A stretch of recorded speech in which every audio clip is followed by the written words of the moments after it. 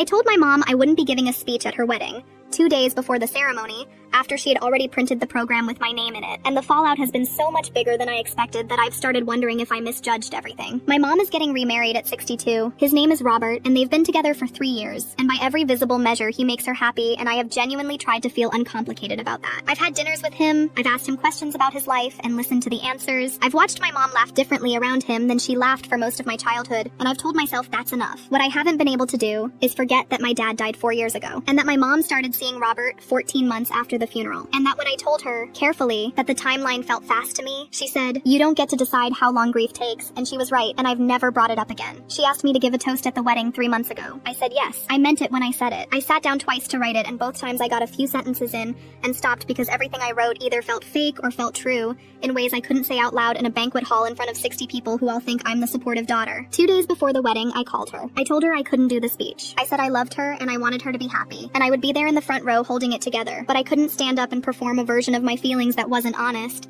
and I didn't trust myself to be honest without making her wedding about something it wasn't supposed to be about. She asked me what that meant. I said I thought she knew. She went quiet for a moment, and then she said, "So you're punishing me?" And I said I wasn't, and she said it feels like you are, and we talked in circles for 20 minutes, and then she said she needed to call my aunt and hung up. My aunt called me an hour later, then my cousin, my mom's best friend, who I've known since I was 7, sent me a text that said she was disappointed in me, which somehow landed harder than any of the others. My brother thinks I handled it wrong, but won't say I was wrong exactly. He told me I could have written something neutral, something that was technically true without being personal. I told him I wasn't capable of neutral right now, and he said, maybe that's the problem.